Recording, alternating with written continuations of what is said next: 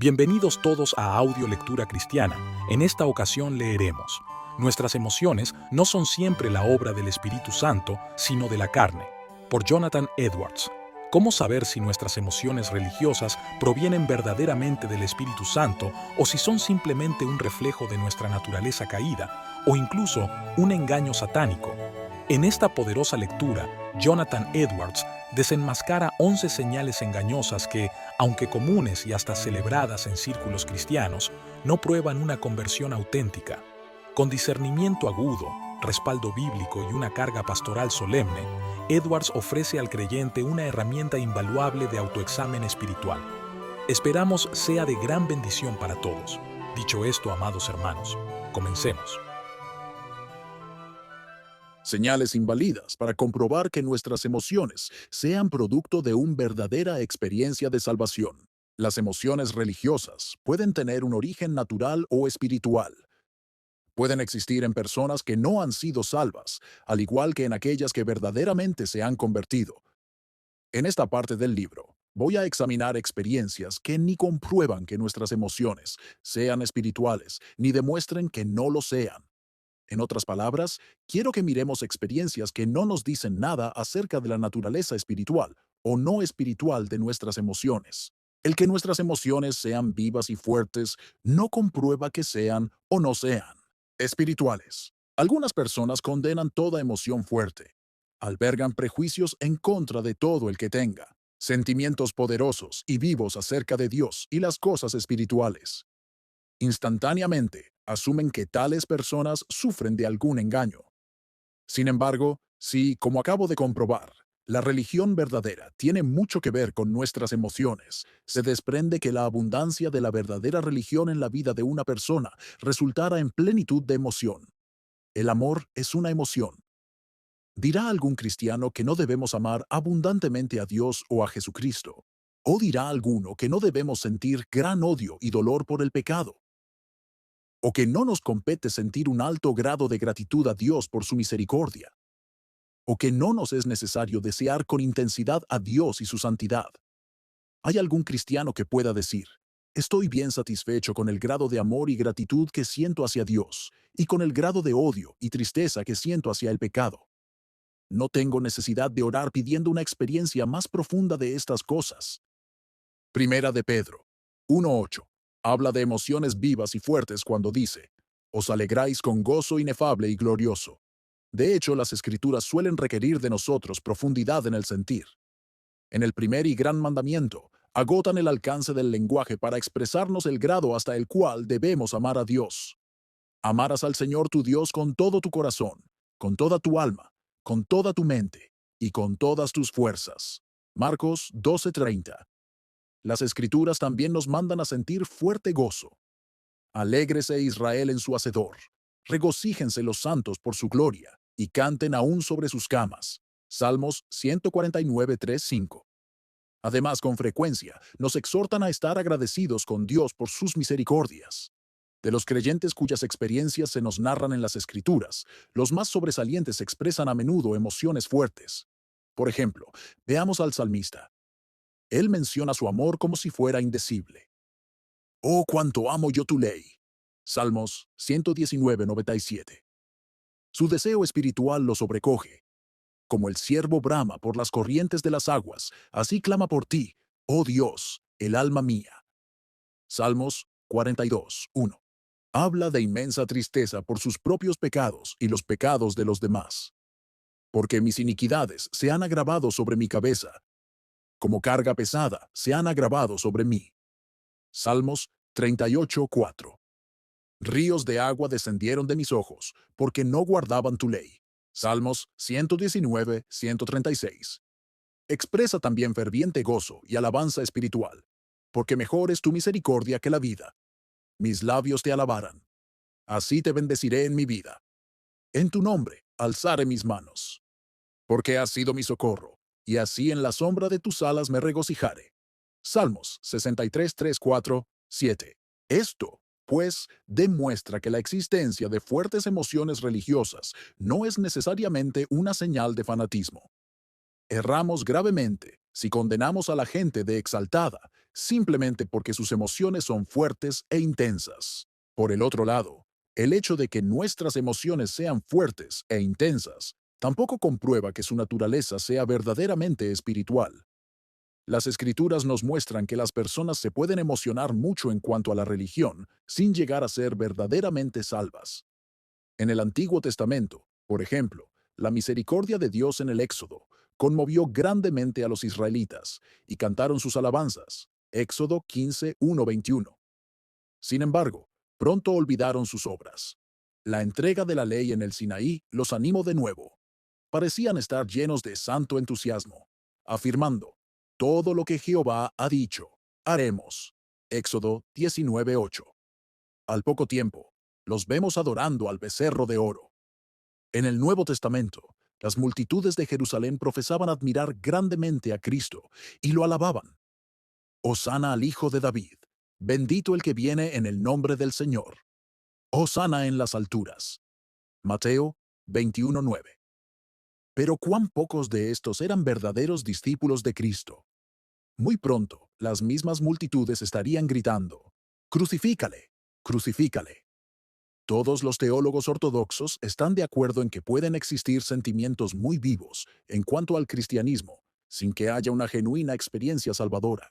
El que nuestras emociones tengan un gran impacto sobre nuestro cuerpo no comprueba que sean o no espirituales. Todas nuestras emociones afectan nuestros cuerpos. Esto se debe a la unión íntima entre cuerpo y alma, carne y espíritu. No es nada sorprendente entonces que las emociones fuertes tengan, por consiguiente, un fuerte efecto en el cuerpo. Sin embargo, estas emociones pueden ser o naturales o espirituales en su origen. La presencia de efectos corporales no pueden comprobar ni que la experiencia sea sencillamente natural ni verdaderamente espiritual.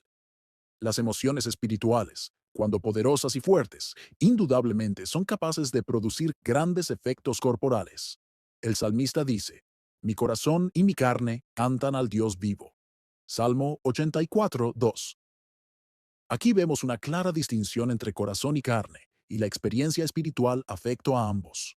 Otra vez dice, «Mi alma tiene sed de ti, mi carne te anhela». De nuevo se ve la clara distinción entre alma y carne. El profeta Habacuc habla de cómo experimento corporalmente la majestad de Dios. Oí, y se conmovieron mis entrañas. A la voz temblaron mis labios. Pudrición entró en mis huesos, y dentro de mí me estremecí. Habacuc 3:16. Igual experiencia tuvo el salmista. Mi carne se ha estremecido por temor de ti. Salmo 119, 120. Las escrituras nos relatan revelaciones de la gloria de Dios que tuvieron fuertes efectos corporales en aquellos que las recibieron. Por ejemplo, Daniel. No quedó fuerza en mí, antes mi fuerza se cambió en desfallecimiento, y no tuve vigor alguno. Daniel 10:8. La reacción del apóstol Juan a una visión de Cristo fue esta. Cuando le vi, caí como muerto a sus pies. Apocalipsis 1:17. De nada sirve objetar que estas fueron revelaciones externas y visibles de la gloria de Dios, más bien que espirituales. La gloria externa era una señal de la gloria espiritual de Dios. Daniel y Juan lo habrían entendido así. La gloria externa no los sobrecogió solo por su esplendor físico, sino precisamente porque era una señal de la infinita gloria espiritual divina. Sería presumir, decir que en nuestros días Dios nunca da a creyentes vistazos espirituales de su belleza y majestad, los cuales producen efectos corporales similares. Por el otro lado, los efectos corporales no comprueban que las emociones que los han producido sean espirituales. Emociones fuertes que no tienen orígenes espirituales también pueden afectar poderosamente al cuerpo. Por lo tanto, no podemos valernos de simples reacciones corporales como pruebas de que nuestra experiencia haya sido de Dios. Tenemos que tener alguna otra manera de evaluar la naturaleza de nuestras emociones. Tercer punto. El que nuestras emociones produzcan gran fervor y disposición de hablar del cristianismo no comprueba que sean o no espirituales. Mucha gente tiene sus prejuicios fuertes en contra de quienes hablan con facilidad y fervor de las cosas espirituales. Los condenan como hipócritas jactanciosos. Por otra parte, muchos ignorantemente asumen que quienes hablan así tienen que ser verdaderos hijos de Dios. Dios, dicen, le ha abierto su boca. Antes casi no hablaba, pero ahora está lleno y tiene libertad. Abre su corazón, cuenta sus experiencias y alaba a Dios. En especial, se ven convencidos de que esta es una señal de conversión si la persona comenta de la religión con fervor y seriedad. No obstante, dicha forma de hablar no es necesariamente una señal de conversión. Los que piensan así están confiando en sus propias ideas en vez de someterse a la guía de las Sagradas Escrituras. Estas, en ninguna parte, dicen que la conversación espiritual sea una señal segura de la conversión. Tal conversación puede ser tan solo una religión de la lengua, simbolizada en las Escrituras por las hojas de un árbol. Todo árbol debe tener hojas, pero las hojas no comprueban que sea un buen árbol. Una pronta disposición a hablar de las cosas espirituales puede surgir de una condición buena, pero también de una mala. Se puede deber a que el corazón de la persona está lleno de emociones santas, porque de la abundancia del corazón habla la boca. Mateo 12:34. O se puede deber a que su corazón está lleno de emociones que no son santas. Por naturaleza, las emociones fuertes mueven a las personas a hablar de aquello que los ha afectado.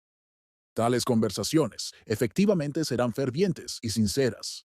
Obviamente, entonces, las personas que libre y fervientemente hablan de cosas espirituales están animadas en cuanto al cristianismo, pero ya he demostrado que la emoción religiosa puede existir sin una verdadera experiencia de salvación. Existen personas demasiado dispuestas a hablar de sus vivencias.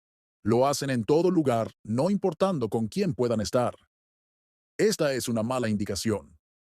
Un árbol demasiado lleno de hojas normalmente no lleva mucho fruto. Las emociones falsas, si son fuertes, se muestran con más rapidez que las verdaderas. Así como los fariseos, la falsa religión, por naturaleza, ama ser vista. Punto número 4. El que no hayamos producido nuestras emociones por nuestros propios esfuerzos no comprueba que sean o no espirituales. Muchos condenan toda emoción que no surja del funcionamiento natural de la mente. Les parece ridícula la idea de que verdaderamente podamos sentir el poderoso obrar del Espíritu Santo dentro de nosotros. El Espíritu, dicen, siempre obra de una forma silenciosa y escondida. Insisten en que únicamente obra mediante las verdades de la Biblia y a través de nuestros propios esfuerzos, como por ejemplo el de la oración. Por lo tanto, concluyen, no tenemos manera de distinguir entre la obra del Espíritu y el funcionar natural de nuestras mentes. Cierto es que no tenemos derecho alguno a esperar que el Espíritu de Dios obre en nosotros, si hemos dejado de lado cosas tan importantes como el estudio de la palabra y la oración. También es cierto que el Espíritu obra en muchas formas diferentes. A veces lo hace silenciosa y escondidamente. Aun siendo así, si la experiencia de la salvación viene a nosotros de parte de Dios, ¿por qué no hemos de poder sentir que ha sido así? No producimos la salvación por nuestros propios esfuerzos. El obrar natural de nuestras mentes no lo produce. Por sí solos, la lectura bíblica y la oración no pueden traer la salvación. Es el Espíritu del Omnipotente que produce en nuestros corazones la salvación. Porque, entonces, no debemos sentir que Él es quien está, obrando en nosotros. Si lo sentimos, no sentimos más de lo que es cierto. Nos equivocamos entonces si decimos que la gente está enganada solo porque dice haber sentido el obrar de Espíritu Santo en ellos. Llamarle a esto delirio sería como decir, usted siente que su experiencia es de Dios. Pues bien, eso confirma que no lo es. Las Escrituras describen la salvación de un pecador como un nacer de nuevo. Juan 3:3. Una resurrección de los muertos. Efesios 2:5. Una nueva creación. Estas descripciones tienen una cosa en común. Todas relatan eventos que no pueden haber sido producidos por la persona que los experimenta. Únicamente Dios es el autor de la regeneración de un pecador, de su resurrección espiritual y su nueva creación. Seguramente un pecador que tiene la experiencia de la obra de Dios en su vida se dará cuenta de que es Dios quien lo está salvando, ¿no? Sin duda, es por esto que las Escrituras describen la salvación como regeneración, resurrección y nueva creación. Todas estas palabras testifican que el origen de la experiencia de la salvación no está en nosotros. En la salvación, Dios obra con un poder que obviamente es más que humano. De esta forma evita que podamos jactarnos de los que nosotros hayamos hecho. Por ejemplo, cuando Dios salvó a su pueblo en el Antiguo Testamento, su experiencia le decía muy claramente que no se había salvado por sí mismo. Cuando Dios los salvó de Egipto en el Éxodo, primero permitió que sintieran su propia incapacidad. Luego, con su poder milagroso, los redimió. No cabía duda de que Dios había sido su Salvador. Vemos la misma experiencia del poder de Dios en la mayoría de las conversiones que nos relata el Nuevo Testamento. El Espíritu Santo no convertía a la gente en una forma silenciosa, secreta y gradual. Normalmente lo hacía con una demostración gloriosa de poder sobrenatural. Hoy en día la gente mira tales experiencias de conversión como señal segura de delirio. Por otro lado, no debemos pensar que nuestras emociones sean verdaderamente espirituales, tan solo porque no tuvimos nada que ver con producirlas. Hay quienes intentan comprobar que sus emociones son del Espíritu Santo arguyendo de la siguiente manera: yo no produje esta experiencia por mí mismo. Me llegó cuando no la estaba buscando. Por mis propios esfuerzos, no puedo hacer que vuelva a suceder. Este es un argumento tambaleante. Puede que una experiencia no producida por nosotros mismos nos haya venido de un espíritu falso. Hay muchos espíritus falsos que se disfrazan como ángeles de luz. Segunda de Corintios 11:14. Son capaces de imitar al Espíritu de Dios poderosa y habilidosamente. Satanás puede obrar en nosotros y podemos distinguir su obrar del funcionar natural de nuestras propias mentes. Por ejemplo, Satanás llena las mentes de algunas personas con blasfemias terribles y sugestiones viles. Estas personas están seguras que las sugestiones y blasfemias satánicas no salen de sus propias mentes. Creo que con igual facilidad, el poder de Satanás nos puede llenar de consolaciones y gozos engañosos. Indudablemente, sentiríamos que estas consolaciones y gozos no originaban en nosotros mismos. Sin embargo, esa no sería causa para decir que provenían de Dios. Los trances y arrebatos de algunos fanáticos religiosos no son de Dios sino de Satanás. También es posible que tengamos experiencias que vienen del Espíritu de Dios, pero que no nos salvan, o que no son evidencia de que seamos salvos. Leemos en Hebreos 6, 4, 5, de personas que una vez fueron iluminados y gustaron del don celestial, y fueron hechos partícipes del Espíritu Santo, y asimismo gustaron de la buena palabra de Dios y los poderes del siglo venidero, pero que resultaron no ser salvos. Versos 6, 8. Las experiencias religiosas también pueden suceder sin la influencia de un espíritu, ni bueno ni malo. Personas impresionables con imaginaciones vivas pueden tener emociones raras e impresionantes que no producen por sus propios esfuerzos. Cuando estamos durmiendo, sonamos sin esforzarnos por hacerlo. Gente imaginativa puede tener sentimientos e impresiones religiosas que son como sueños, aún estando despierta. Punto número 5. El que nuestras emociones vengan acompañadas por un versículo bíblico no comprueba que sean o no espirituales. Emociones espirituales verdaderas pueden llegarnos acompañadas por un versículo de la Biblia. Tales emociones son espirituales si resultan de un entendimiento espiritual de la verdad que el versículo enseña. Sin embargo, el solo hecho de que una emoción surja de un versículo bíblico que llegue sorpresiva y poderosamente a la mente no es prueba de que sea una emoción espiritual.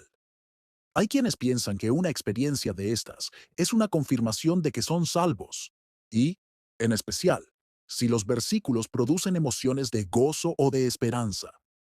Dicen, el versículo me existe de repente. Fue como si Dios me estuviera hablando directamente a mí, puesto que cuando llego, yo ni siquiera estaba pensando en ese versículo, ni sabía que estaba en la Biblia. Posiblemente añadirán, un versículo tras otro saltaba a mi mente. Todos eran tan positivos y alentadores que lloré de gozo. Por lo tanto, me era imposible dudar que Dios me amara. De esta manera, la gente se convence a sí misma que sus emociones y experiencias son de Dios y que son verdaderamente salvos. Su seguridad, sin embargo, no tiene buenas bases. La Biblia no nos dice que verifiquemos de esta manera la autenticidad de nuestra fe. No nos dice que si versículos bíblicos repentinamente saltan a nuestras mentes, somos salvos. La Biblia no dice que somos salvos, si versículos alentadores y positivos nos llegan y nos hacen llorar. Y la Biblia sola es nuestra norma infalible de creencia y práctica religiosa. Muchos creen que si una experiencia involucra la palabra de Dios, la Biblia, entonces tiene que ser de Dios. No necesariamente. Lo único que podemos arguir es que si la Biblia nos dice que debemos tener cierta experiencia, entonces esa debe ser una experiencia correcta. No es correcta solo por haber tenido que ver con la Biblia. ¿Cómo sabemos que no es Satanás el que está introduciendo estos versículos bíblicos en nuestras mentes? Satanás utilizó la Biblia cuando intentó tentar y engañar a Jesús mismo. Mateo 4:6. Si Dios permitió que Satanás tentara a Jesús a través de versículos bíblicos, ¿por qué no podrá introducir versículos en nuestras mentes para engañarnos a nosotros? El diablo es feliz produciendo en los no creyentes esperanzas y gozos falsos. Él quiere persuadirlos de que son cristianos antes que se hayan arrepentido en verdad, porque no ha de aprovechar versículos bíblicos mal usados para producir esta falsa seguridad. Después de todo, los maestros falsos pervierten de esta manera las escrituras, engañando así a la gente. Los maestros falsos son siervos de Satanás. Él puede hacer lo que hacen sus siervos. Punto número 6. El que nuestras emociones aparentemente tengan amor, no comprueba que sean o no espirituales. El amor es la esencia de la verdadera religión. Así que, si las personas que dicen ser cristianas parecen ser amorosas, esto se toma como prueba de que su cristianismo debe ser genuino. Se supone que el amor tiene que venir de Dios, porque el diablo no puede amar. Desafortunadamente, hasta el amor se puede imitar. Es un hecho que, entre más excelente sea una cosa, más imitaciones habrá de ella. Nadie fabrica imitaciones de rocas o piedras, pero las imitaciones de diamantes y rubíes abundan. Es igual con las virtudes cristianas. El diablo habilidoso y el ser humano con su corazón engañoso buscan imitar más que cualquier otra cosa el amor y la humildad cristianas, ya que estas cualidades revelan de una manera especial la belleza del carácter cristiano. Las escrituras enseñan que, sin ser salvas, las personas pueden aparentar tener el amor cristiano. Jesús habla de quienes dicen ser cristianos, pero tienen un amor que no durará hasta el fin. Y por haberse multiplicado la maldad, el amor de muchos se enfriara. Mas el que persevere hasta el fin, éste será salvo. Mateo 24:2, 13. Esto muestra que si tenemos un amor que no dura hasta el final, sino que se enfría, no seremos salvos. Podemos entonces sentir un amor por Dios y por Cristo, sin haber tenido una experiencia de salvación verdadera y duradera. Este era el caso de muchos judíos en los días de Jesús, los cuales lo alababan y lo seguían día y noche, sin comer, beber, ni dormir. Le decían a Jesús: «Te seguiré donde quiera que vayas». Mateo 8:19, y «Hosana al Hijo de David». Mateo 21:9. Sin embargo, su amor se mostró falso porque se enfrió y no duró. El apóstol Pablo pensaba que había gente en su día que le tenía un falso amor a Cristo. En Efesios 6:24, Pablo dice: «La gracia sea con todos los que aman a nuestro Señor Jesucristo, con amor inalterable». Pablo deseaba bendición para aquellos que amaban a Cristo con amor sincero. Seguramente creía que había otros que tenían un amor por Cristo que no era verdadero. El amor cristiano para con otros cristianos también se puede imitar. Vemos esto en la relación entre Pablo y los creyentes de Galacia. Estaban listos para arrancarse sus ojos y dárselos a Pablo. Gálatas 4:15.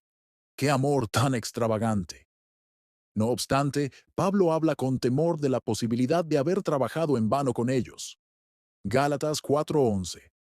Obviamente Pablo sentía que era posible que su amor por él no hubiera sido un verdadero amor cristiano.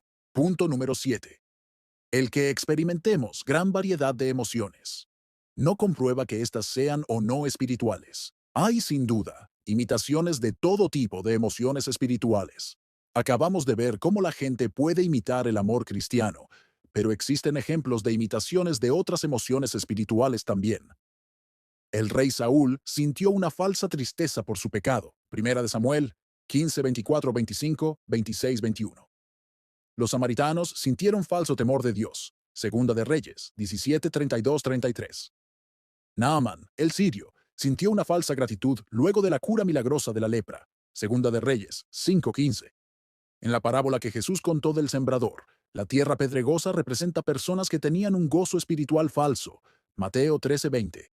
Antes de su conversión, el apóstol Pablo tenía un falso celo por Dios. Gálatas 1:14, Filipenses 13:6. Después de su conversión, acusó a muchos judíos incrédulos de tener este celo falso. Romanos 10:2. Muchos fariseos entretenían una falsa esperanza de la vida eterna. Lucas 18:9-14, Juan 5:39-40.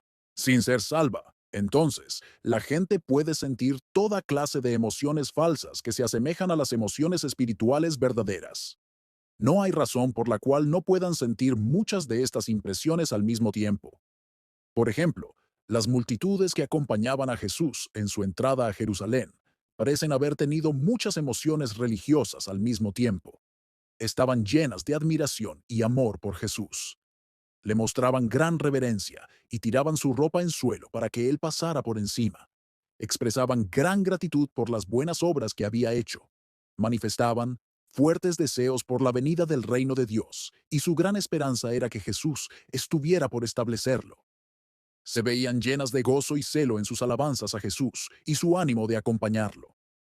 Sin embargo, cuán pocos de ellos eran sus verdaderos discípulos. La existencia de muchas emociones falsas a la misma vez en la misma persona no es ningún misterio. Cuando surge una emoción fuerte, es natural que produzca otras impresiones, especialmente si la primera emoción en aparecer es el amor. Como dije antes, el amor es la emoción principal y, por decirlo así, la fuente de las otras sensaciones. Imagínese una persona que por mucho tiempo ha tenido temor del infierno. Satanás llega y la engaña haciendo que piense que Dios ha perdonado sus pecados. Supongamos que Satanás la engaña a través de una visión de un hombre con una preciosa cara sonriente y brazos abiertos. El pecador cree que esta es una visión de Cristo, o tal vez el diablo lo confunde con una voz que dice, Hijo, tus pecados te son perdonados, la cual el pecador piensa es la voz de Dios. Así empieza a creer que es salvo, a pesar de carecer de un entendimiento espiritual del Evangelio. ¿Qué variedad de emociones entrarían en la mente de este pecador? Estaría lleno de amor para su Salvador, imaginario, quien él piensa le ha salvado del infierno. Se sentiría lleno de gratitud por esta salvación imaginaria. Se llenaría de gozo sobrecogedor. Sus emociones lo impulsarían a hablar a otros de su experiencia. Con facilidad se humillaría delante de su Dios imaginario. Se negaría a sí mismo y celosamente promocionaría su religión imaginaria mientras durara el fervor de sus emociones. Todas estas emociones religiosas pueden surgir juntas de esta manera. Sin embargo, la persona a quien nos hemos estado imaginando no es cristiana. Sus emociones son el resultado del funcionamiento natural de su propia mente, no de la obra salvadora del Espíritu de Dios. El que dude que esto sea posible entiende muy poco de la naturaleza humana. Punto número 8. El que consolaciones y gozos se sucedan en cierto orden no comprueba que nuestras emociones sean o no espirituales. Muchos rechazan la idea de que las emociones y experiencias espirituales deban suceder en determinado orden. ¿No les parece que la convicción de pecado, el temor del juicio de Dios y una sensación de incapacidad espiritual tengan que preceder la experiencia de conversión? Dicen que esto es tan solo una teoría humana. Por lo tanto, muestran escepticismo cuando las experiencias religiosas de una persona sí suceden en este orden. Sospechan que sus emociones han salido del funcionar natural de su propia mente, más bien que del Espíritu Santo. Se muestran aún más sospechosos si sus sentimientos, primero de convicción y luego de seguridad, son intensos y fuertes. Sin embargo, de seguro es razonable pensar que Dios da a los pecadores una sensación de su necesidad de ser salvos antes de salvarlos. Somos seres inteligentes, y Dios trata con nosotros en una forma inteligente. Si fuera de Cristo, el pecador está bajo condenación. ¿No es razonable que Dios se lo haga saber? Al fin y al cabo, después de haberlos salvado, Dios sí hace que los cristianos tengan conciencia de su salvación. Las Escrituras enseñan que Dios sí concientiza a la gente de su incapacidad antes de liberarla. Por ejemplo, antes de sacar a Israel de Egipto, hizo que sintiera su miseria y clamara a él. Éxodo 2:23. Antes de salvarlos en el Mar Rojo, hizo que vieran su impotencia. Por delante tenían al mar, por detrás el ejército egipcio. Dios les mostró que no había nada que ellos pudieran hacer para ayudarse y que tan solo Él podía rescatarlos. Éxodo 14. Cuando Jesús y sus discípulos cayeron en la tormenta en el mar de Galilea, las olas cubrían la barca y parecía estar a punto de hundirse. Los discípulos clamaron, Señor, sálvanos. Y solo entonces Jesús calmó el viento y el mar. Mateo 8:24-26. El apóstol Pablo y Timoteo, antes de ser rescatados de su dificultad, fueron abrumados sobremanera más allá de nuestras fuerzas, de tal modo que aún perdimos la esperanza de conservar la vida. Pero tuvieron en ellos mismos sentencia de muerte para que no confiaran en sí mismos, sino en Dios que resucita a los muertos. Segunda de Corintios 1:8-9. Las Escrituras describen a los cristianos como aquellos quienes hemos acudido para asirnos de la esperanza puesta delante de nosotros. Hebreos 6:18. Acudir para asirse de una esperanza sugiere temor y una sensación de peligro. Es más, la misma palabra evangelio, buenas nuevas, naturalmente sugiere la idea de rescate y salvación de angustia y miedo.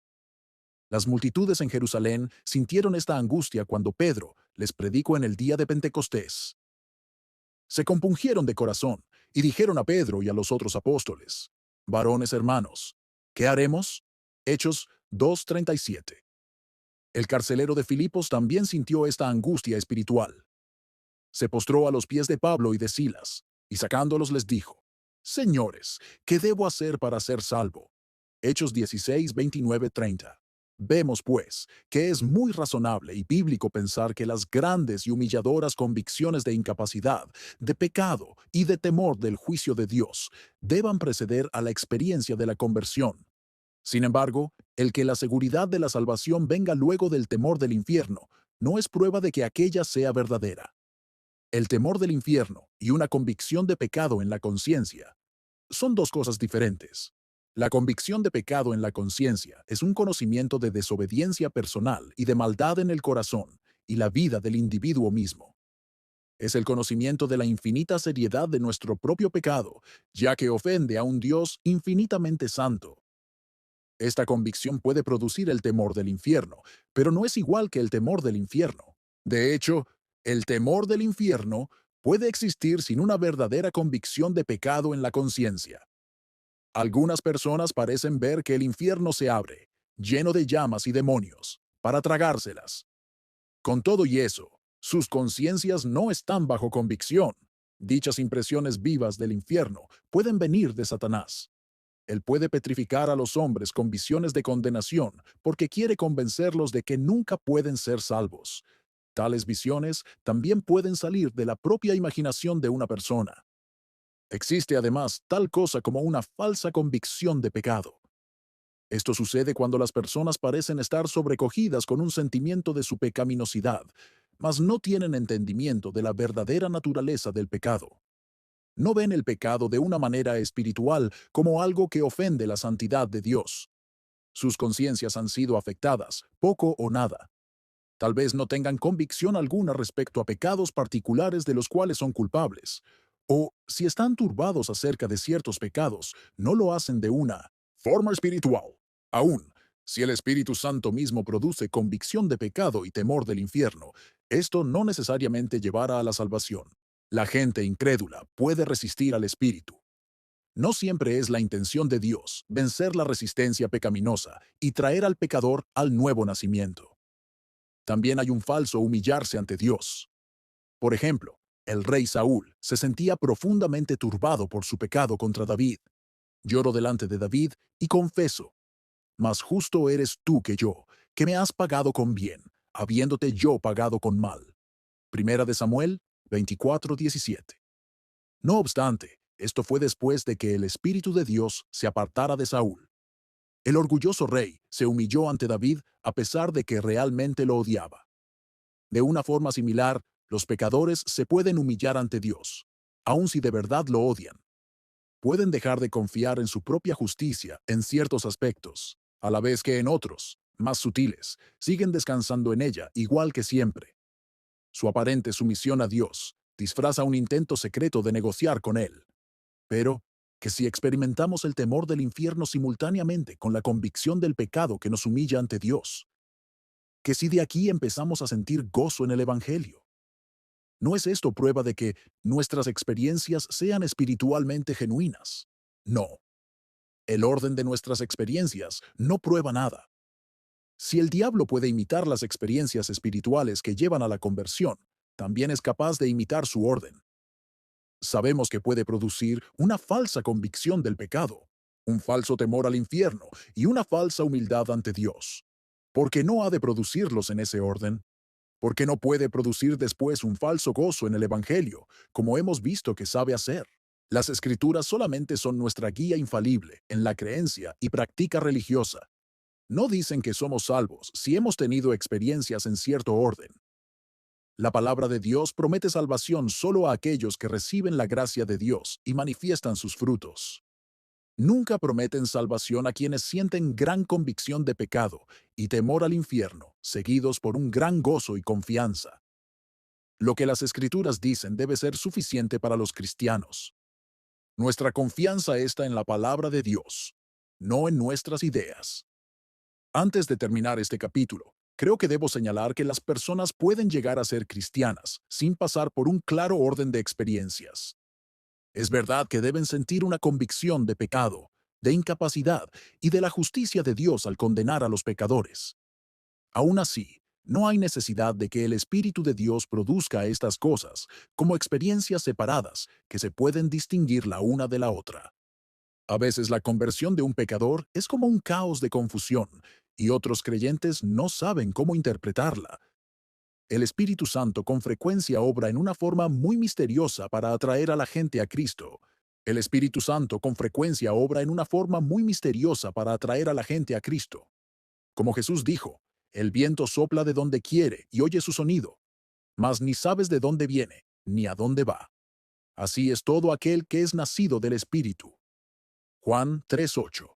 La verdad es que nuestras ideas acerca de cómo el Espíritu Santo debe obrar afectan la manera en que interpretamos nuestra experiencia. Seleccionamos las partes de nuestra conversión que más se parecen a las experiencias que pensamos deben suceder en una conversi sex n. Las partes que no coinciden con lo que consideramos el patrón apropiado, las olvidamos.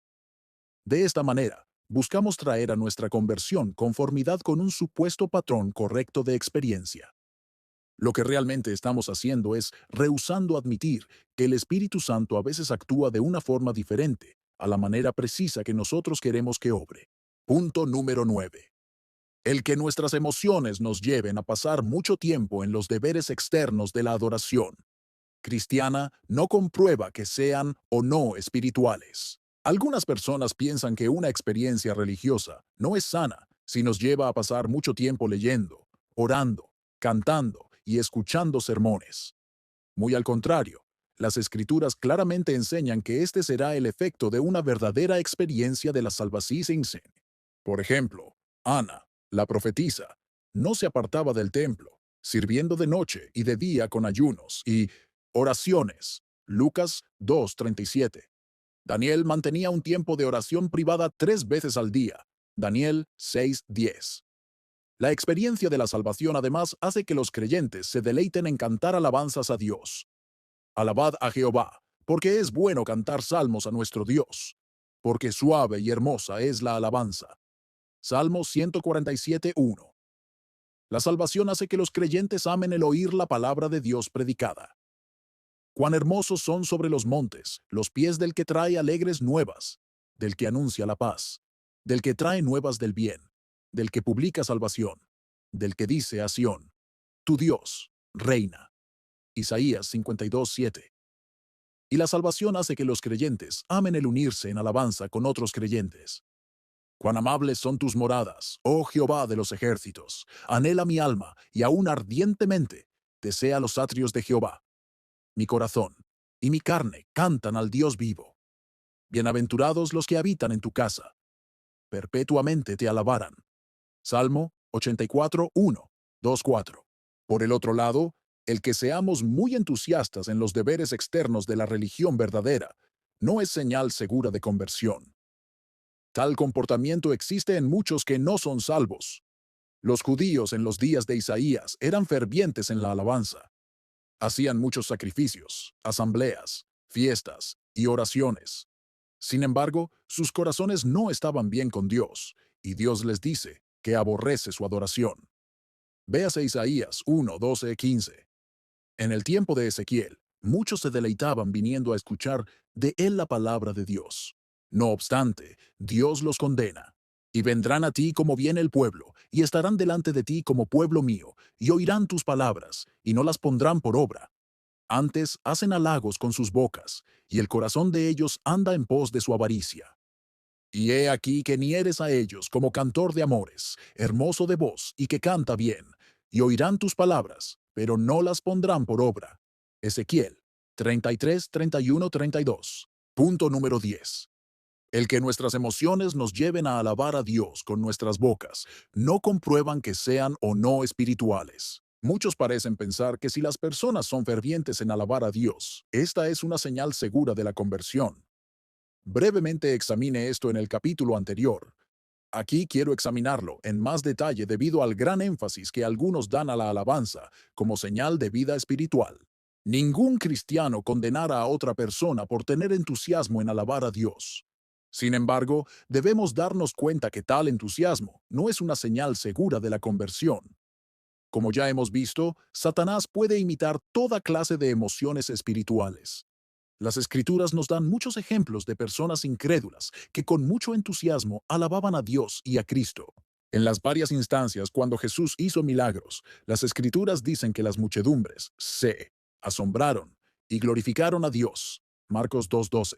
Glorificaban al Dios de Israel. Mateo 15:31. Tuvieron miedo y glorificaban a Dios. Lucas 7:16. Eran también entusiastas en su alabanza de Jesús mismo y enseñaba en las sinagogas de ellos, y era glorificado por todos. Lucas 4:15. Hosana al Hijo de David, bendito el que viene en el nombre del Señor. Hosana en las alturas. Mateo 21:9.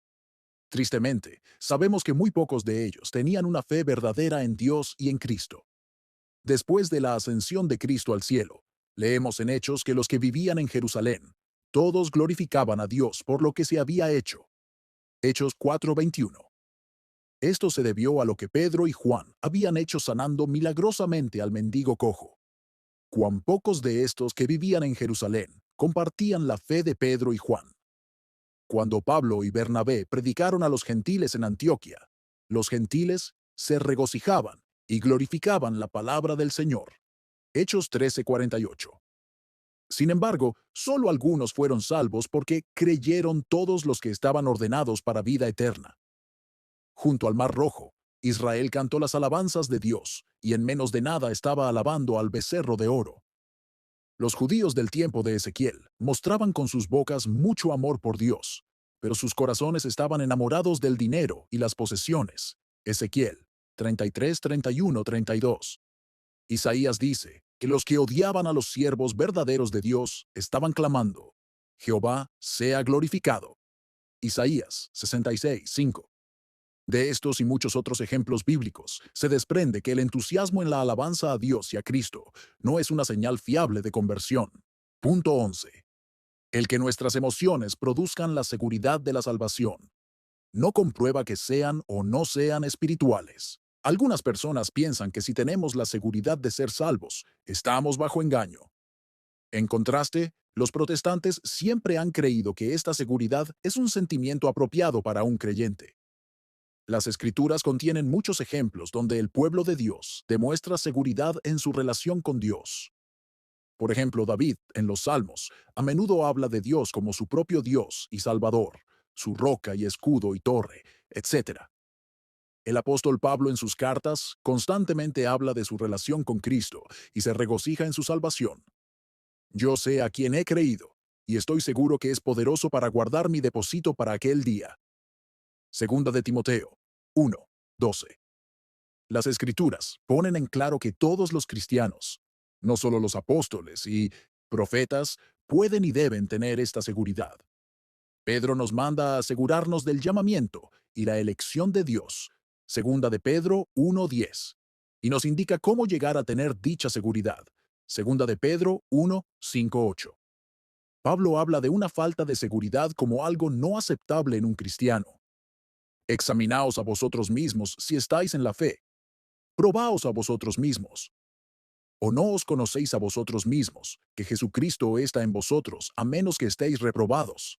Segunda de Corintios 13:5. Juan nos da muchas pruebas por las cuales podemos tener la seguridad de nuestra salvación. Y en esto sabemos que nosotros le conocemos, si guardamos sus mandamientos. Primera de Juan 2:3. Nosotros sabemos que hemos pasado de muerte a vida, en que amamos a los hermanos. Primera de Juan 3:14.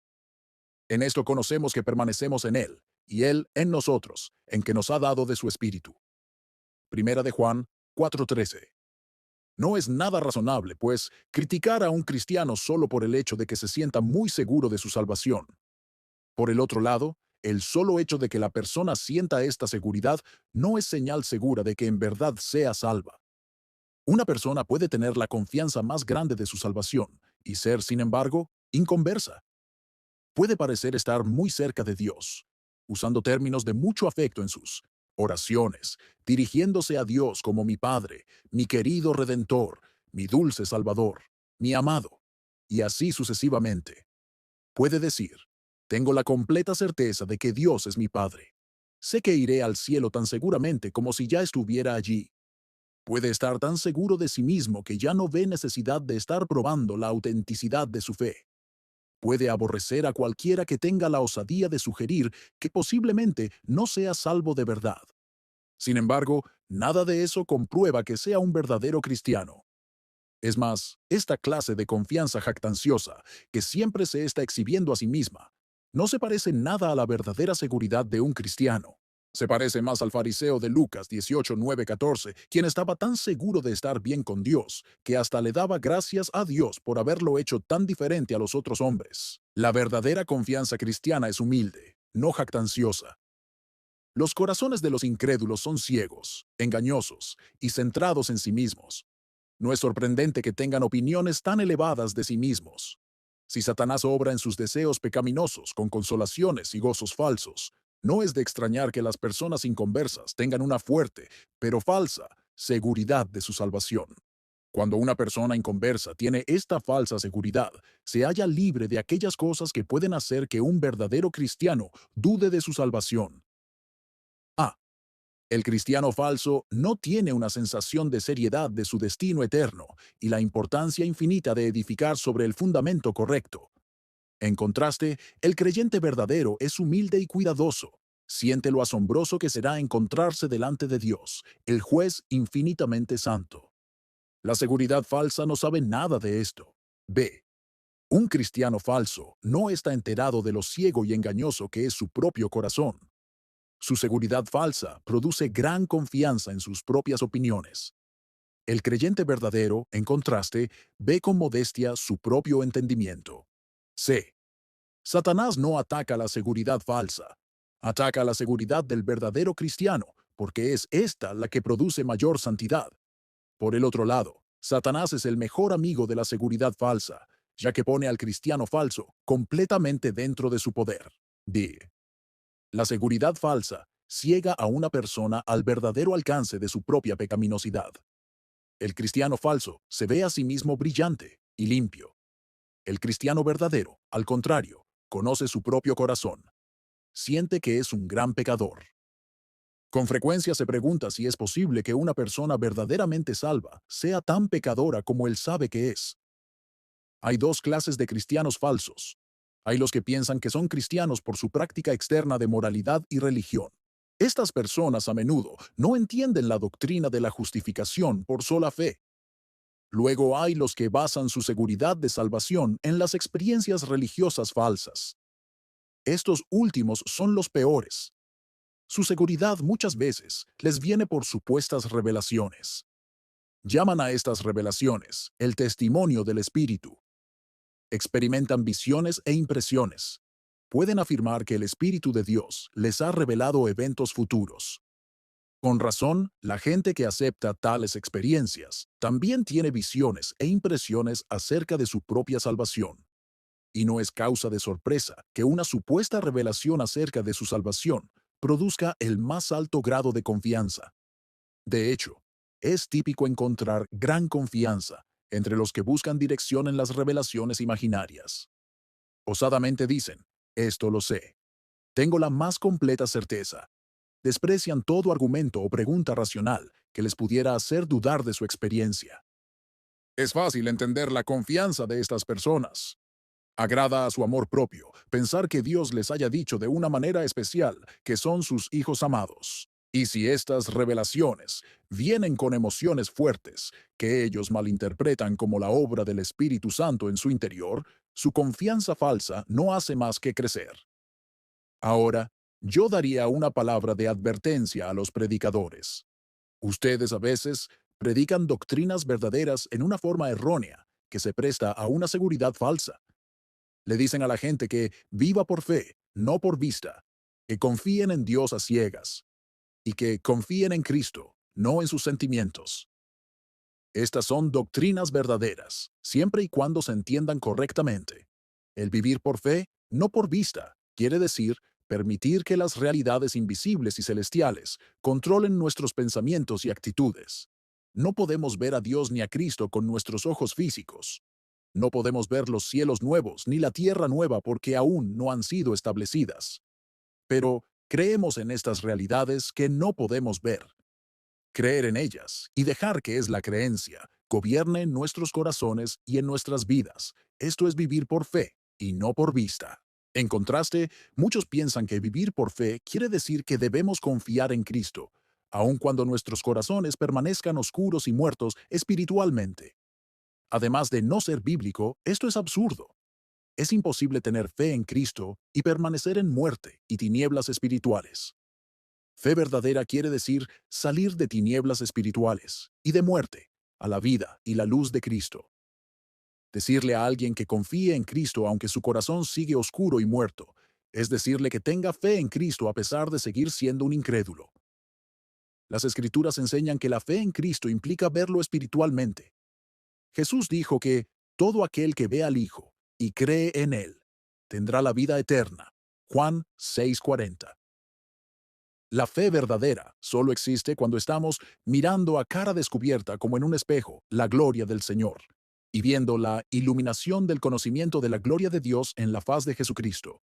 Segundo de Corintios 3:18 y 4:6.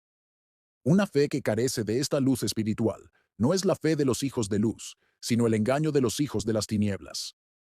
Confiar en Dios a ciegas quiere decir confiar en su palabra cuando nuestras circunstancias son difíciles y dolorosas, casi como si Dios ya no se preocupara de nosotros. También quiere decir seguir confiando en Él cuando no vemos su amor tan clara y refrescantemente como otras veces. Esto es muy distinto a confiar sin ninguna clase de luz o experiencia espiritual, con corazones muertos y mundanos. Quienes insisten en vivir por fe sin experiencias espirituales tienen ideas absurdas en cuanto a la fe. Lo que realmente quieren decir con fe es creer que son salvos. Por eso piensan que por muertos y mundanos que estén, es, sin embargo, un pecado dudar de su salvación. Pero, ¿en qué Biblia han descubierto que fe quiere decir creer que somos salvos? La Biblia dice que la fe trae a los pecadores a la salvación, así que fe no puede significar creer que ya somos salvos. Si fe quiere decir creer que somos salvos, entonces significaría creer que tenemos la fe que salva. Es decir, el significado de fe sería creer que creemos. Admito que la incredulidad puede ser la causa de una falta de seguridad.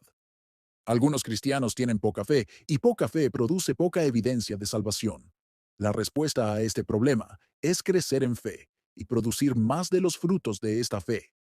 Otros cristianos tienen falta de seguridad pese a muchas pruebas en sus vidas de que han sido convertidos. Su duda viene de no mirar sino su propia falta de mérito y carecer de un buen conocimiento de la realidad y el poder de la misericordia de Dios. Otros cristianos no tienen seguridad debido a sus circunstancias difíciles y dolorosas. ¿Cómo es posible que Dios los ame si permite que sufran tanto? Esta duda viene de una falta de dependencia de la soberanía y sabiduría de Dios. Con todo, si alguien siente que su corazón está completamente muerto y mundano, no podemos culparle por dudar de su salvación. Es imposible que exista la verdadera seguridad cristiana en tal corazón. Sería tan imposible como buscar mantener los rayos del sol después de que éste se haya puesto. Recuerdos de experiencias religiosas que tuvimos una vez no pueden mantener viva nuestra seguridad si nuestros corazones ahora se encuentran oscurecidos por el pecado. Es más, es deseable que dudemos de nuestra salvación si nuestros corazones los sentimos totalmente oscuros y mundanos. Así está de acuerdo con el plan de Dios. Cuando el amor por Dios merma, la ansiedad por nosotros mismos aumenta. En momentos de estar espiritualmente moribundos, necesitamos tal ansiedad para restringirnos de pecar y animarnos a nuevos esfuerzos espirituales. Contradecimos el plan de Dios, entonces, si le decimos a la gente que mantenga su confianza cuando tiene el corazón mundano y muerto. Erramos seriamente si pensamos que esto es lo que quiere decir vivir por fe y no por vista, confiar en Dios a ciegas o confiar en Cristo, no en nuestros sentimientos. Alentar la seguridad en aquellos cuyos corazones están muertos y mundanos es alentar una seguridad falsa. De otra parte, si empleamos nuestras emociones y nuestra experiencia cristiana como evidencia de nuestra salvación, no quiere decir que estemos confiando en nuestros sentimientos en vez de en Cristo. No existen otras evidencias de salvación que podamos usar. Solo caemos en el confiar en nuestros sentimientos en vez de en Cristo, si nos alabamos y nos admiramos por nuestras emociones. Cuando nuestras experiencias y emociones cobran más importancia para nosotros que la que tiene Dios, y cuando pensamos que Dios mismo debería admirarnos por nuestras maravillosas emociones, entonces estamos en peligro. Cuando nuestras experiencias y emociones cobran más importancia para nosotros que la que tiene Dios, y cuando pensamos que Dios mismo debería admirarnos por nuestras maravillosas emociones, entonces estamos en peligro. En ese momento, nuestra condición espiritual es peor que la de un ateo inmoral. Punto 12. No podemos saber si las emociones de una persona son espirituales o no, solo porque las cuenta de una manera conmovedora. Ningún cristiano es capaz de distinguir infaliblemente entre creyentes falsos y verdaderos. Un cristiano puede ver su propio corazón, pero no el de otra persona. Todo lo que podemos ver en otros es la apariencia externa. Las Escrituras enseñan con claridad que nunca podemos juzgar infaliblemente el corazón de una persona por su apariencia externa. Jehová no mira lo que mira el hombre, pues el hombre mira lo que está delante de sus ojos, pero Jehová mira el corazón. Segunda de Samuel 16:7. Cuando de afuera y hasta donde podemos discernir, una persona parece ser creyente, es nuestro deber aceptarla como un hermano en Cristo. Pero aún los cristianos más sabios pueden ser engañados. Con frecuencia, quienes han parecido ser cristianos sólidos han abandonado la fe. Esto no debe sorprendernos. Ya hemos visto cómo Satanás puede imitar todo tipo de emociones espirituales, amor por Dios y por Cristo, y los cristianos, tristeza por el pecado, sumisión a Dios, humildad, gratitud, gozo, celo. Todas estas emociones imitadas pueden aparecer a la vez en la misma persona. Y esa persona podría tener también un buen conocimiento de la doctrina cristiana, una personalidad agradable y una capacidad poderosa para expresarse en lenguaje cristiano. ¿Cuán grande puede ser entonces la similitud entre un cristiano falso y uno verdadero? Solo Dios es capaz de discernir infaliblemente la diferencia. Somos arrogantes si pretendemos hacerlo nosotros. El solo hecho de que una persona cuente sus experiencias y sentimientos de una manera conmovedora no comprueba que sea un verdadero cristiano. Cualquier cosa que se parezca a una obra de Dios será conmovedora para un creyente. Los creyentes se deleitan en ver a los pecadores convertidos. No es sorprendente, entonces, que nuestros corazones respondan cuando alguien profesa haber sido convertido y relata con credibilidad su experiencia. Con todo, eso todavía no es prueba de que su conversión sea genuina. Las Escrituras nos dicen que juzguemos por la vida de una persona, no por sus palabras. Esto se debe a que las afirmaciones de las personas en cuanto a ser cristianos son como las flores en la primavera. Los árboles se llenan de flores, todas muy lindas, pero pronto muchas de ellas se marchitarán y cayendo se pudrirán. Por un rato, se ven tan bellas las una como las otras, y su fragancia es dulce. Nos es imposible distinguir las que llevaran fruto de las que se marchitarán y morirán. Es solo después que podemos ver la diferencia, cuando ya algunas han caído, mientras que otras han producido fruto. En las cosas espirituales es igual. Tenemos que juzgar por el fruto, no por los bellos colores ni las fragancias de las flores. Quienes dicen haber sido convertidos pueden, por decirlo así, verse lindos, oler muy rico y dar relatos conmovedores de su experiencia. Sin embargo, todo puede llegar a nada. Las palabras no son prueba de nada. Tenemos que juzgar por el fruto, por los resultados duraderos en las vidas de las personas. Aún aquí nuestro juicio no es infalible, pero la manera de vivir de quienes profesan ser cristianos es la mejor prueba que podemos tener de su sinceridad y salvación. Algunos argumentan, si siento un fuerte amor cristiano por un hermano cristiano, tiene que ser que el Espíritu Santo ha producido este amor. El Espíritu no se puede equivocar. Si el Espíritu produce este amor, tiene que ser porque sabe que la otra persona es un verdadero creyente. Este argumento es totalmente falso. Dios nos ha mandado que amemos como hermanos en Cristo a todos los que hacen una profesión de fe en Cristo. Lo único que un fuerte amor cristiano hacia otro que profesa ser cristiano hace es comprobar que el Espíritu de Dios nos está capacitando para obedecer el mandamiento de Dios. No prueba que el cristiano profeso a quien amamos sea un verdadero cristiano. En todo caso, la Biblia no sabe nada de esta idea de que podamos juzgar la condición espiritual de otra persona por el amor que sentimos por ella. No solo no vemos esta idea en la Biblia, sino que contradice a la Biblia. La palabra de Dios claramente enseña que nadie puede tener un 100% de seguridad con respecto a la condición del corazón de otra persona frente a Dios. Pablo dice, sino que es judío el que lo es en lo interior, y la circuncisión es la del corazón, en espíritu, no en letra, la alabanza del cual no viene de los hombres, sino de Dios. Romanos 2:29. Por medio de esta última expresión, la alabanza del cual no viene de los hombres, sino de Dios, Pablo enseña que los hombres no pueden juzgar si un hombre es un judío en lo interior. Por señas externas los hombres pueden ver que un hombre es judío en lo exterior, pero solo Dios puede ver el interior de ese hombre. Pablo enseña la misma verdad en 1 Corintios 4:5. Así que no juzguéis nada antes de tiempo, hasta que venga el Señor, el cual aclarará también lo oculto de las tinieblas y manifestará las intenciones de los corazones, y entonces cada uno recibirá su alabanza de Dios. Indudablemente es supremamente arrogante de nuestra parte pensar que nosotros podemos juzgar los corazones de los hombres cuando los apóstoles sabían que ellos no tenían autoridad para hacerlo. Amén. Muchas gracias por escuchar Audio Lectura Cristiana. Que el Señor les bendiga, amados hermanos. Hasta la próxima.